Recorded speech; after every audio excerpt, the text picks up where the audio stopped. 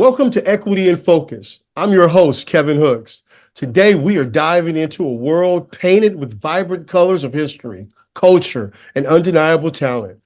Our guest is none other than Steve Allen, an artist whose work transcends boundaries and whose vision illuminates the connections between our past, our present, and our future. Steve, thank you for joining us and for bringing your palette of experiences to our conversation today. Welcome. Thank you very much for having me. I appreciate it. I'm looking forward to the conversation, to the podcast. Yeah, so too am I. But before we get started, we'd love to have you introduce yourself to our audience. Tell them, who is Steve Allen? Okay, I've been painting. In fact, I got started very late. I was 38 years old when I started painting, and never had any training at it. Just something I could do. And one day the boss wasn't talking right, and I gave his job back. And literally, that morning I was a technician. That afternoon I was a painter. Yeah. And so since then, I've been official artist for the Olympic Games.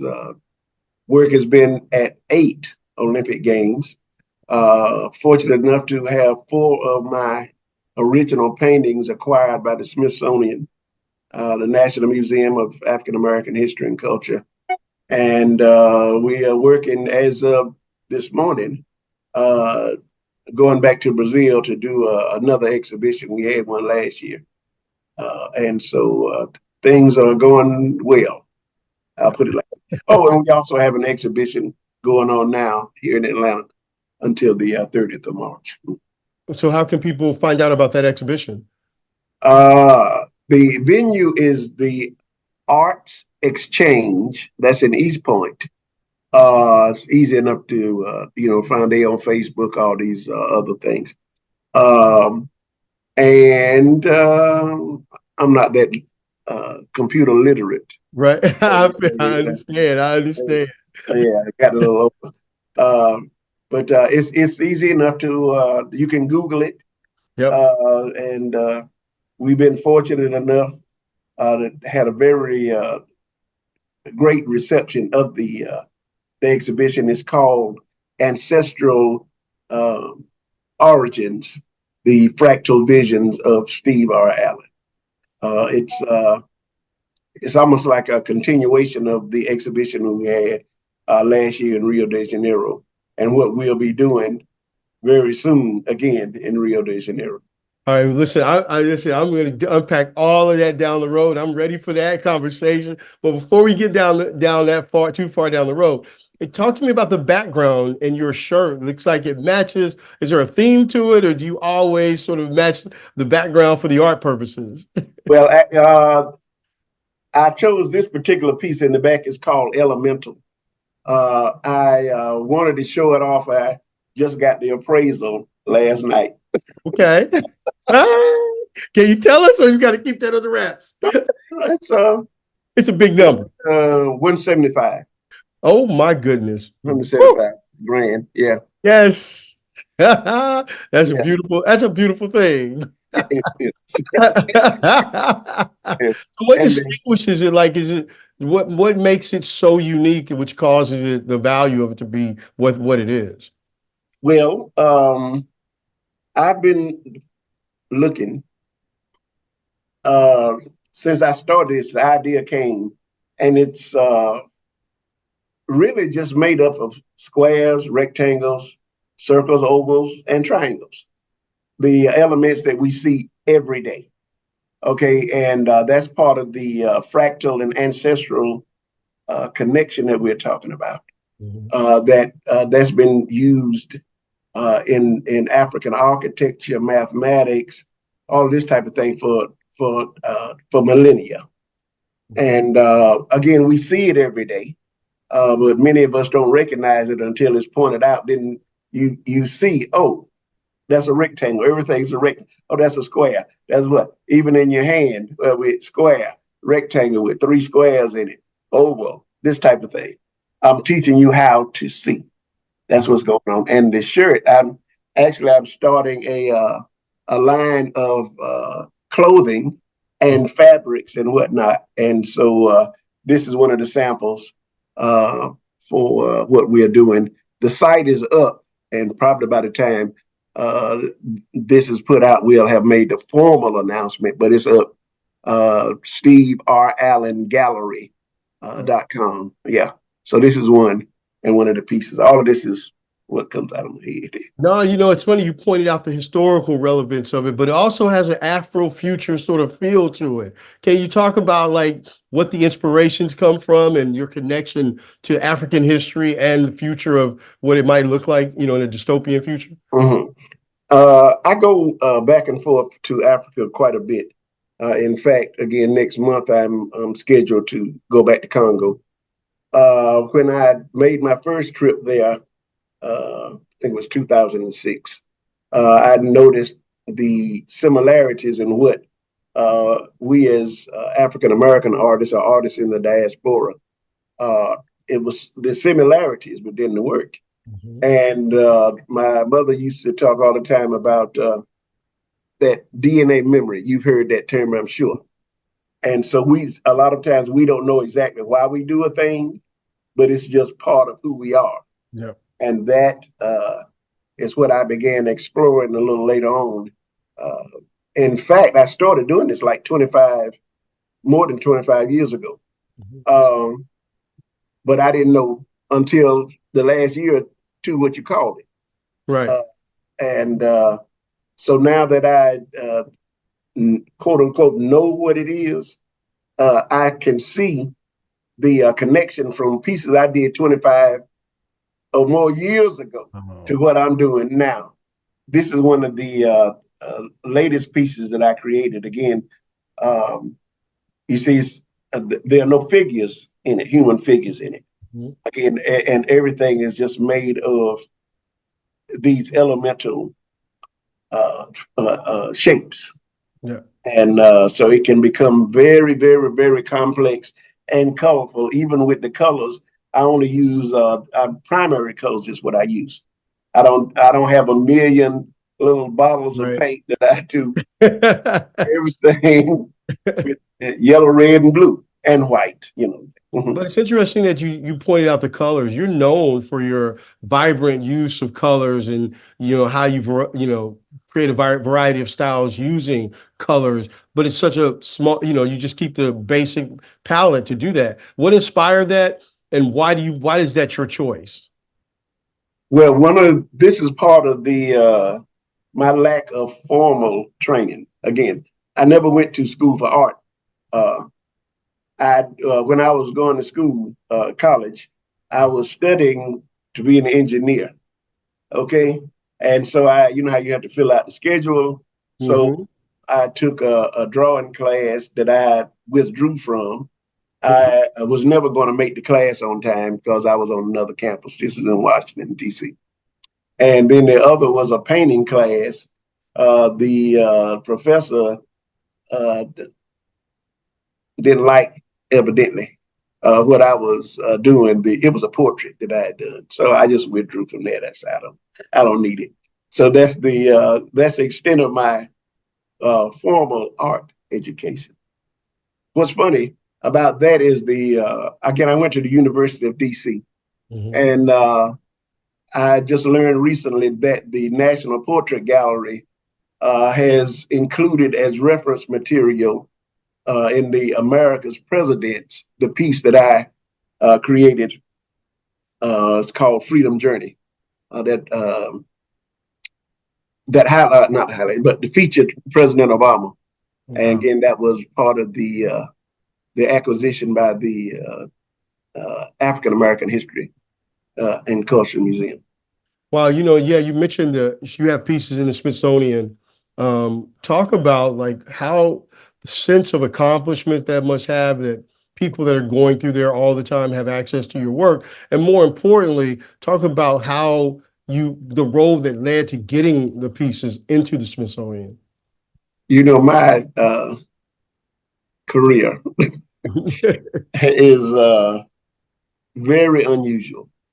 Again, I went to work one day and gave the boss's job back, went to the unemployment office, and then literally that day started painting. That's how my career started, all in one day.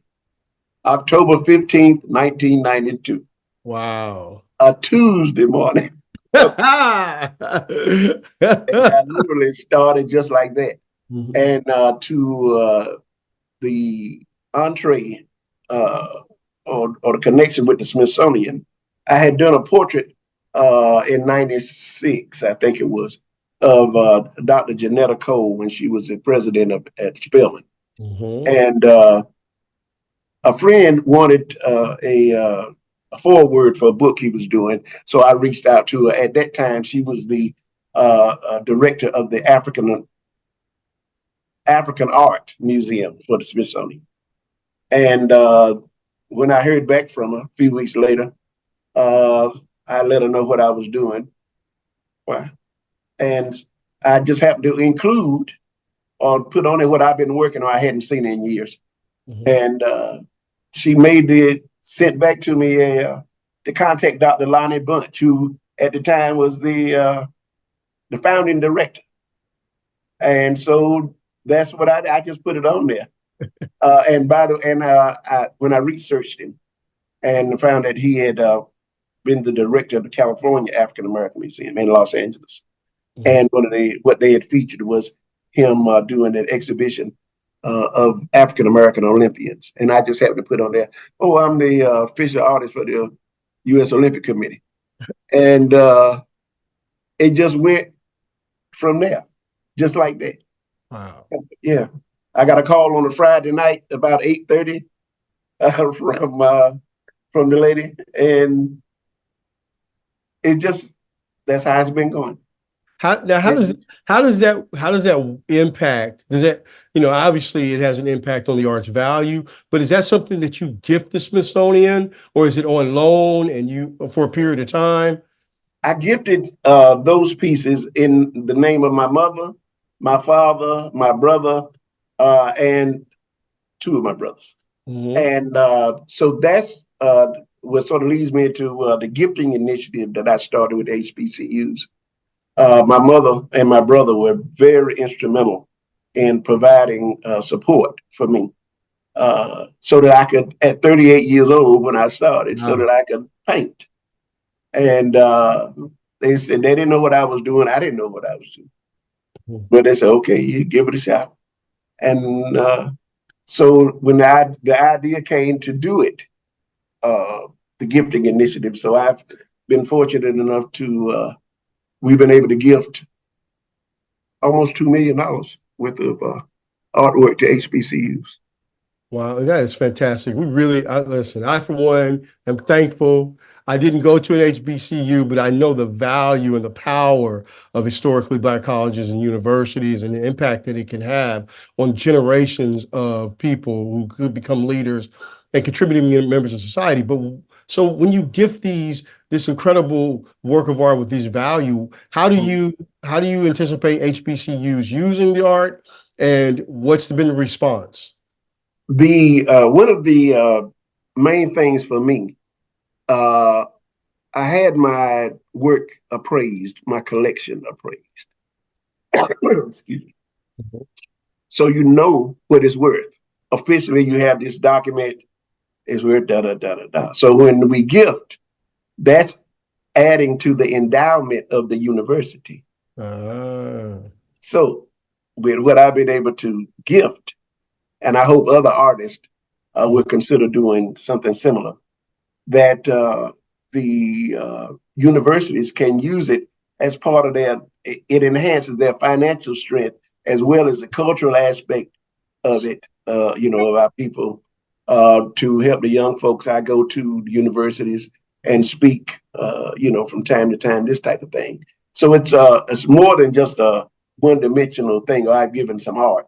Part right, of it also is to uh, help educate our people about the value of art and the business of art. Not enough of us know about the business of art. Most of us see it as something pretty hanging on the wall, or if you happen to mhm, have a sculpture that's in the corner or somewhere like that. But you don't really, many of us don't really appreciate the value because we don't really know of what right. this is, the business of art. Art is multi-billion-dollar a year endeavor. Okay, Christie's, Sotheby's, all this type of thing, private sales, all this type of stuff.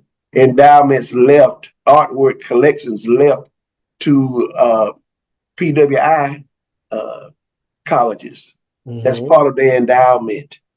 This, all this type of thing, and so we need to be more involved. Only recently, a few years ago, did Spelman start a curatorial program. Mhm. Okay, called Big. In fact, last night I was at an event, and again, this came up. It had to do with architecture. 1.8% of the license to African American people. It's the same thing in the art world, and being a curator or again being brokers of art, this type of thing. So this is all part of the reason I started the foundation, Steve R. Allen Foundation.org. And I have so many things going on. And so that we can, we have millions hanging on the walls, but we don't really think about it as what that is. And then don't know how to extract and take and maximize the value.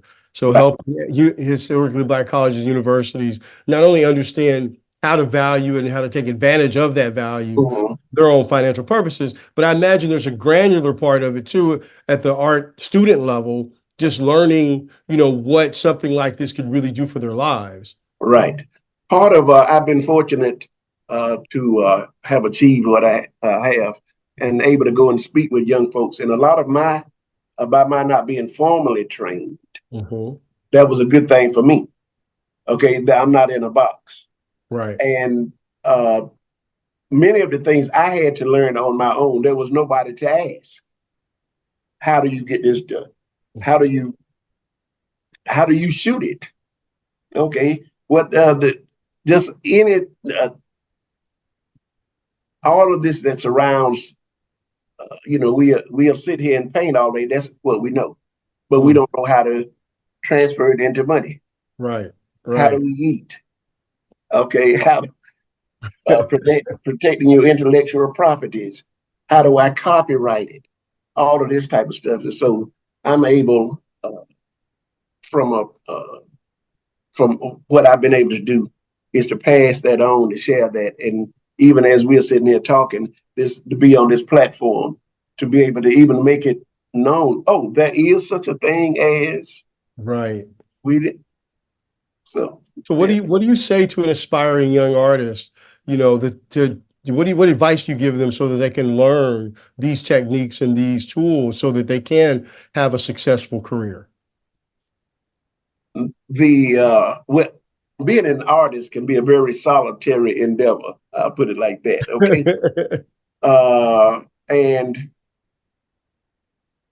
the what I try to do is to foster that connection with younger upcoming artists, to get with some of the old heads. We say I'm an old head, Yeah. okay, and it's really only been in the last, shall we say, 50 years or so that we hadn't been so much as a people in survival mode Mhm.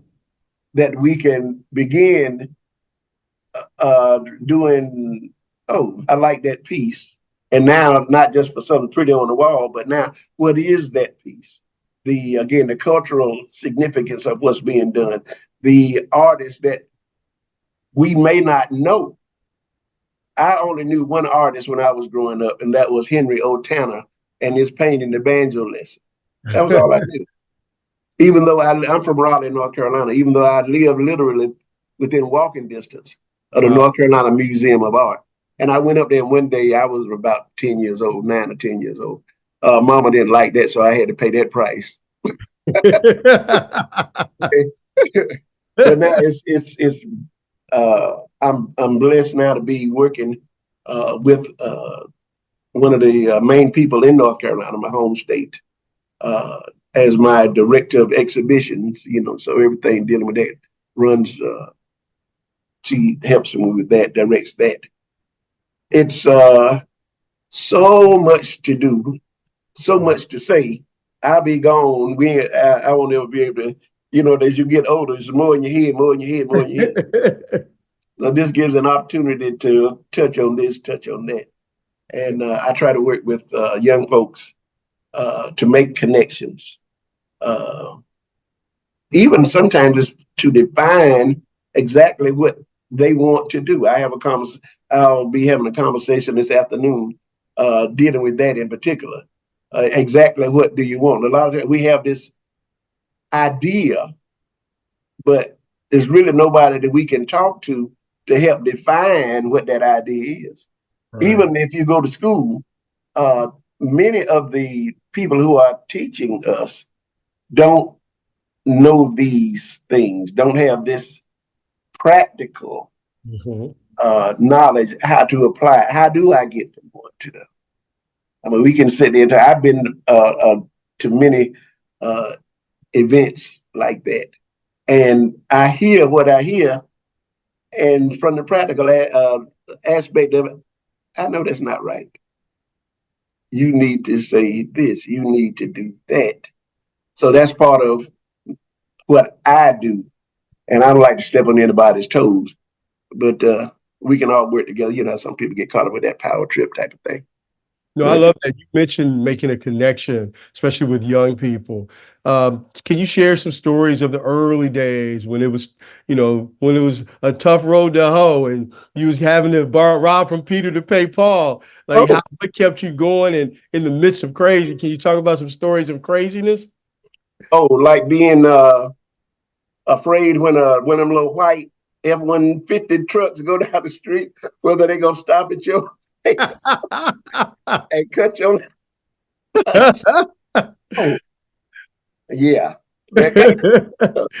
Again, I was very fortunate, very, that my mother and my brother uh, uh, supported me. Literally, the house I'm sitting in, Mama bought this house. Wow. She said, "I'm gonna come to Georgia and I'm gonna help you out." So she bought the house. She stayed down here about 2 months, maybe, Mm-hmm. and went back home. That's 28 years ago. March 1st, it was 28 years that I've been in here. And Wow. so my brother, Arthur, we call him Skeet, my oldest brother. He was like my Theo Van Gogh. We all know Vincent, but his Mhm. brother Theo was an art dealer, and he made it possible for Vincent to paint. I think Vincent may have sold one painting during his lifetime. Mm. And so for me, Mama, the Reverend Dr. Rebecca Bowden Allen Johnson, and my brother Arthur truly made it possible for me to sit in this room that I'm sitting in Yeah. and work and paint and do so. It's on for me now to share what I share. I'm part of what in the works, or like, is to exhibit or work with young artists so that they can uh, put my name. It's not about me, but use the Smithsonian's name, Mm-hmm. use Olympics name. Yeah, I studied with, like other folks do. I studied with so and so and so and so. So you can Right. use that forever. Mm-hmm. Okay. And I that's part, that's a major part for me of what I'm doing now and want to do now. I do it wherever I go here in the United States. I've done it in when I was in Congo. I've done it in Brazil. We visit schools while the exhibitions are going on. This type of thing. It's a great opportunity, and I want to do more at home. You know how that is. A lot of times, with our history, we had to go out and come back. That was my story too. I had to go internationally, but I'm back. What's before we touch on the international world, what's amazing about that story to me is we too often hear stories of immigrant communities working together as a community to help prop each other up. And there's this trope that Black people don't do the same thing. And your story really does invalidate that trope. And so I Mhm. appreciate you sharing it because we do have a history of helping each other out. And I Right. want to, counter that. Your story counters that anti-support narrative that's so pervasive. So Yes. thank you for that. You touched upon that. I was going to mention that again. It's our history here Mhm. that okay, what somebody left home, Chicago, New York, L.A. And when you get set up, that was your mission, right? When you Right. get set That's up, right. you bring another. We Hmm. had the young ones down here with mama and them and papa, whatever. You go and do, and then win the next one. So that's very much our history. Uh, I'll be 70 in a few months. So I was born in 1954, Jim Crow, down in a little hut, literally a hut. Yeah, And so now to be fortunate enough to uh, to do what I do yeah. is contingent upon me now. You know, I would say plant trees that you won't be able to sit under the shade. I love that. Yes. Yeah, yeah. So, talk about some of the challenges you face, especially, a burgeoning artist. You mentioned you started a little bit later in life, but and wearing the skin that you wear, a lot of times we're not accepted in those rooms. So how did you break down some of those barriers? You know that for me, it's just the history of our people. Okay, making a way out of no Make a way. way out of no way. You sometimes you don't. Ignorance was a blessing for me Mhm. in in this instance because I didn't know how difficult it was supposed to be. So I'm just doing what I'm doing, and Right. I'm doing the work. And sometimes, people who were working with me, they weren't the most supportive. Well, if I were you, why you keep messing with it? If I don't do this, we won't have anything to do anything with. And I'm eating every day. Mhm. The lights are on. Would have went off 2 times. No, I didn't stay off long because I knew how to cut them back on. Hey, we ain't gonna tell everybody those secrets. Hey, man, the truth is an absolute defense. Absolutely. Okay, and I that's what remember when they would turn the water off, we had a key. And as soon as they happened. left, I'd go. Yes, I Yeah, understand we it. gonna make it. I'm gonna do. Yes. I, I ain't gonna sit here in the dark, So, and so I'm not gonna know. before we run out of time, Okay, talk about who influences you. So, who are some of the great artists, both contemporary and historical, who you really look at and go, "I like what they did, and I appreciate that work." I make a conscious effort. Well, before I didn't know anything about art at all. Growing up in Raleigh, North Carolina, over in Walnut Terrace. Okay, Yeah. nothing. The museum was up there. I just went up there, not because I'm going to the museum. I Hmm. went. So now, so I didn't have anyone that I was looking up to. Even now, I don't. Okay. And but now I make it's a conscious decision for me not to go to many museums and whatnot because I don't want to be influenced by. And I'm sure you've seen other artists' work that looks just like somebody else. Yes, yes, Where I don't absolutely. want that. You So know, I've heard whenever comedians say the same thing. Like they don't want listen to other comedians because they don't want.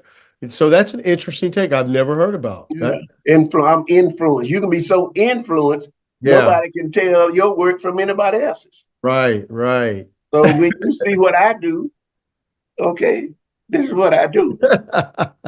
Yeah.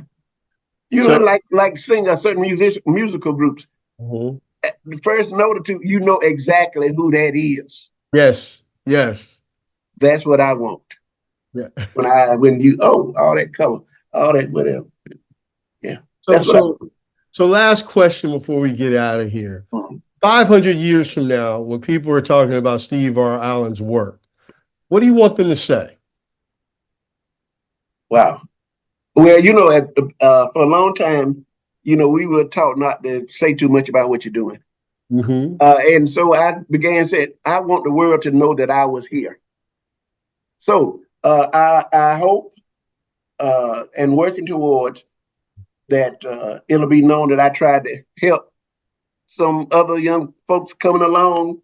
I'm not just in the door and shut the door. No, I'm trying to open the door wide to come.